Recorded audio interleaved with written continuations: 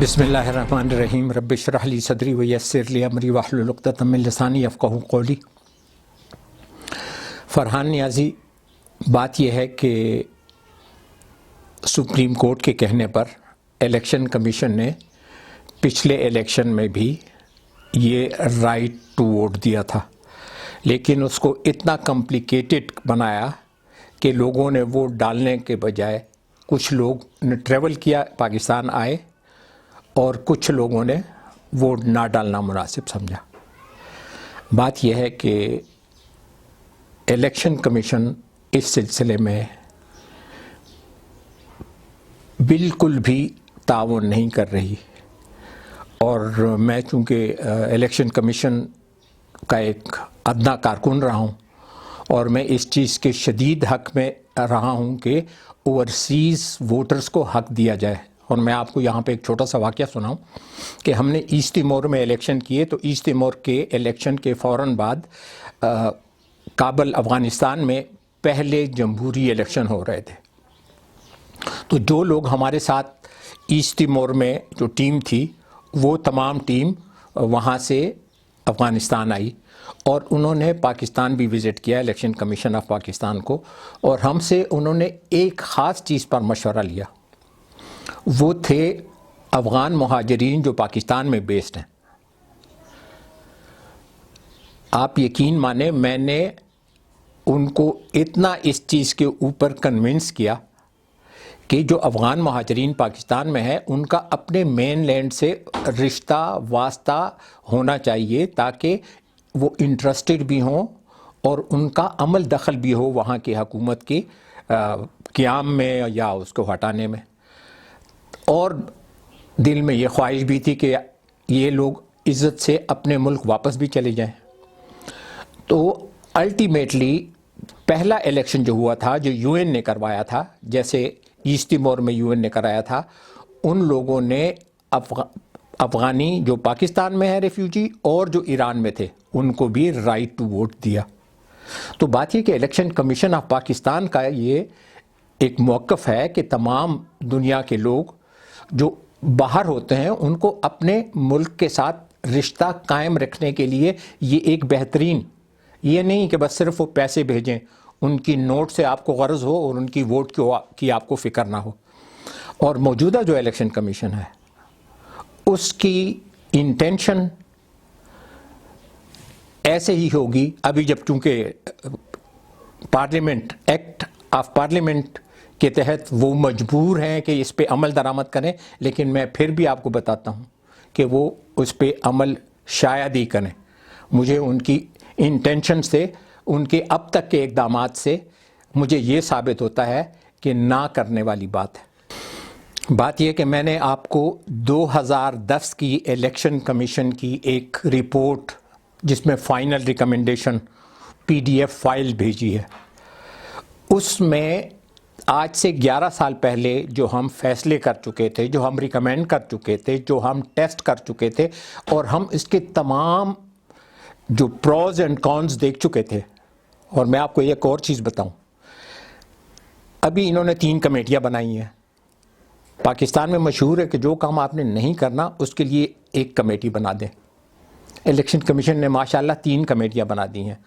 بات یہ ہے کہ یہ کام 2011 کی تو میں نے آپ کو رپورٹ دی ہے، تو اس سے 2-3 سال پہلے سے اس پہ کام ہو رہا ہوگا۔ یہ ایک ہماری فائنل ریکمنڈیشنز تھی۔ اور میں بتاؤں کہ ہم UNDP کے ساتھ ایک اسٹریٹجک پلان بناتے تھے 5 ایئر کا، پھر اس کے اوپر ہر اگلے اس میں دیکھا جاتا تھا کہ ہمارے کس گول میں، اس میں ہمارے گول ہوتے تھے کہ کس گول کو ہم نے 50% اچیو کیا ہے، 60% اچیو کیا ہے، 70% اچیو کیا ہے۔ انہوں نے عموماً لکھا ہے کہ 90% اچیو کیا ہے۔ تو اب بات یہ ہے کہ ہم بتا رہے تھے کہ یہ جو ابھی کمیٹیاں بنی ہیں، ایک بھی نہیں 3،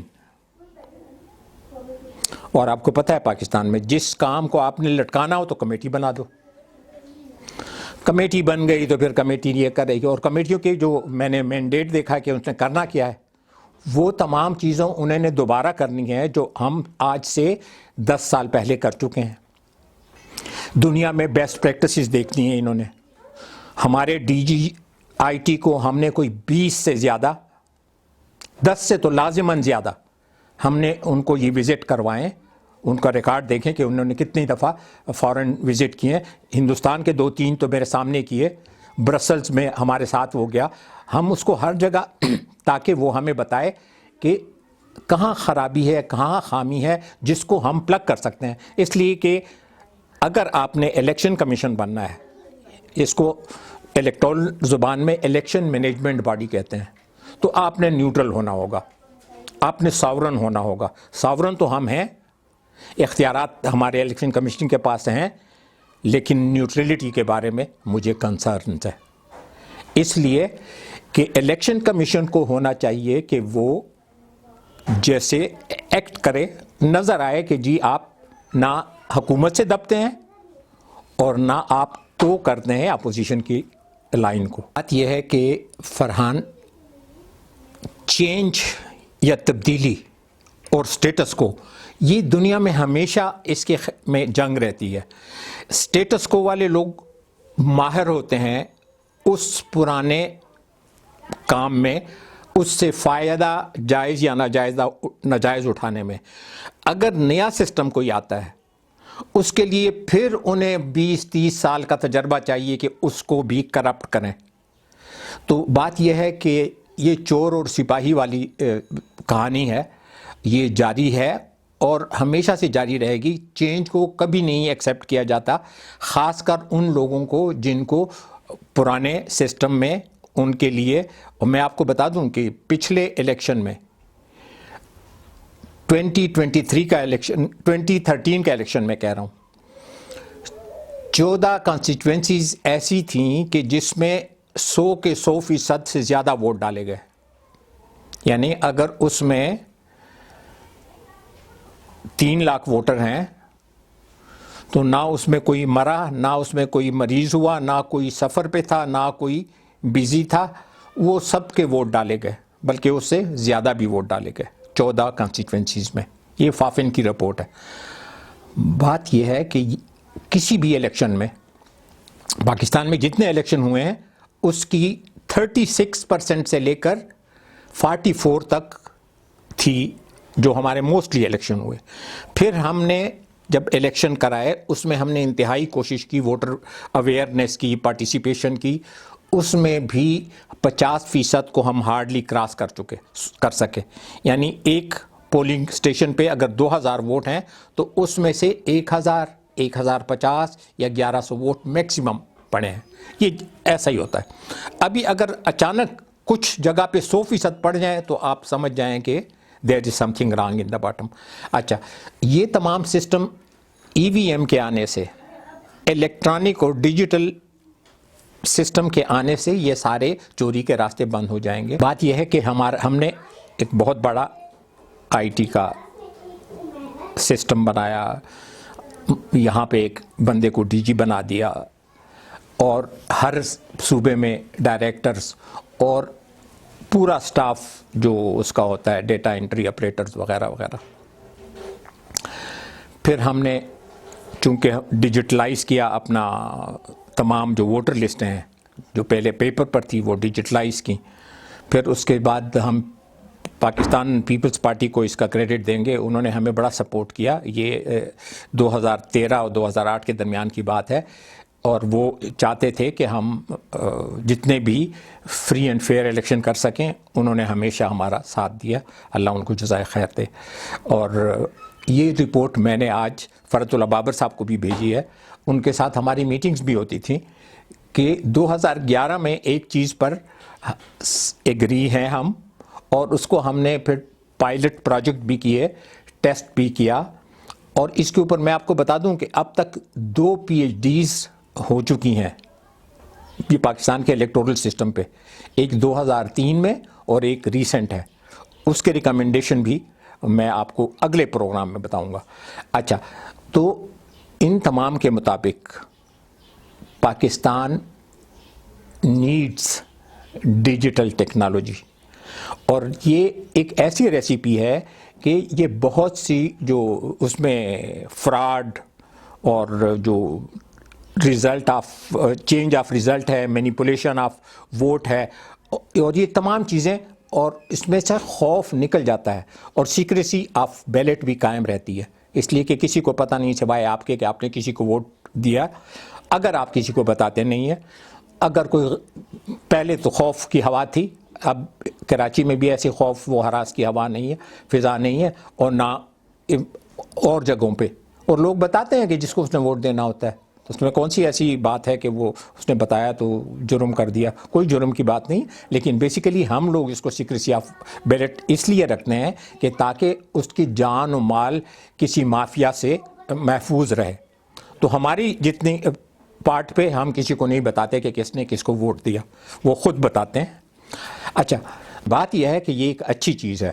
پہلی دفعہ کوئی حکومت فلی کمیٹڈ ہے کہ ہم جہاں سے بھی ہو فائنینشیل ریسورسز ہم دیں گے اور ہم اس چیز کو امپلیمنٹ کرنا چاہتے ہیں. اور حیرانی کی بات، جو مجھے دکھ کی بات ہے، میں نے جو آپ کو یہ ڈاکومنٹ دیے ہیں، میں اور بھی آپ کو ڈاکومنٹ دوں گا، کہ الیکشن کمیشن اس کا ایڈوکیٹ تھا، علم بردار تھا، حکومتوں سے کہتا تھا کہ اوورسیز پاکستانیز کو ووٹ کا رائٹ دو.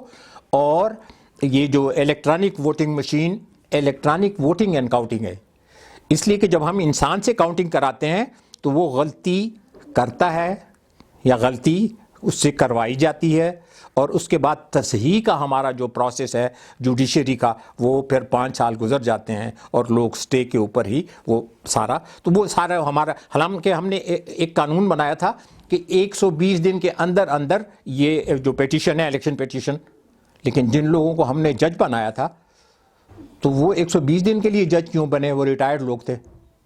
انہوں نے اس کو پرولانگ کیا اور وہ 5 سال تک ان کو تنخواہیں ہائی کورٹ کے ججز کے برابر وہ لیتے رہے، اور لوگوں نے بھی پتہ نہیں کیا گریٹیفیکیشن دی ہوں گی جس کی وجہ سے جسٹس ڈیلے ہوا. اور یہ انجسٹس ہے بھائی. اب اس تمام کا ایک حل ہے کہ مشین کے ذریعے، مشین کیا ہے؟ کیلکولیٹر ہے. آپ ایک آدمی کو کہتے ہیں، پریزائڈنگ افسر کو اور آر او کو، کہ آپ پینسل سے جمع کریں، اور یہ ایک الیکٹرانکلی وہ آپ کو گرینڈ ٹوٹل دے دیتا ہے. جیسے آپ کسی بھی سپر مارکیٹ میں جاتے ہیں، سودا خریدتے ہیں مہینے کے ابتدا میں، تو وہ آپ کو 25 چیزیں ہوتی ہیں، تو 25 چیزیں، اس کے نام اور اس کے پیسے اور گرینڈ ٹوٹل آپ بعد میں بھی چیک کر سکتے ہیں، کراس چیک کر سکتے ہیں. یہی ایگزیکٹلی الیکٹرانک ووٹنگ مشین میں. الیکٹرانک ووٹنگ مشین میں پہلے وہ کاغذ کا نہیں تھا، ابھی اس میں وہ کاغذ کا کس لیے؟ کہ وہ اگر کوئی کہے کہ نہیں میرے ووٹ تو زیادہ ہیں اور ادھر سے کم نکلے ہیں، تو وہ کراس چیک ہو سکتے ہیں. بات یہ ہے کہ کوئی بھی پاپولر حکومت تو یہ کر سکتی ہے جس کو یقین ہو کہ میرے ووٹ ہیں، مجھے کوئی دھاندلی کی ضرورت نہیں ہے. لیکن ہر وہ پارٹی جو پیسہ استعمال کرے اور وہاں پہ جو پولنگ سٹیشن کے لیول پر فگر تبدیل کرنا چاہے، ریزلٹس تبدیل کرنا چاہے، یا آر او کے تبدیل کرنا چاہے. اور دیکھو کیا بدقسمتی تھی کہ جس چیز کو انہوں نے اپروو نہیں کیا تھا 2013 میں پیپلز پارٹی نے، اس الیکشن کے فوراً بعد آصف زرداری صاحب کا مشہور بیان ہے، اور بالکل 100% صحیح کہا تھا انہوں نے، کہ یہ آر او الیکشن تھا. آر او کا کیا مطلب؟ ریٹرننگ افسر کا الیکشن.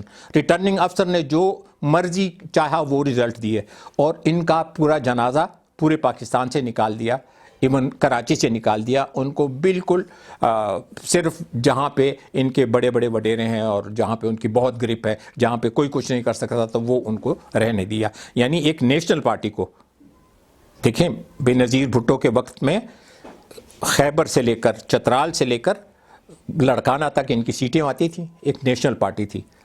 کس نے ان کو؟ آر اوز نے. کس نے ان کو؟ کہ انہوں نے وہ چیز انٹروڈیوس نہیں کی جس کو سپورٹ انہوں نے کیا. میں ان کے اچھا، اور ان کی سپورٹ کے بغیر ہم ایک اچھی کلین ووٹر لسٹ بھی نہیں بنا سکتے تھے.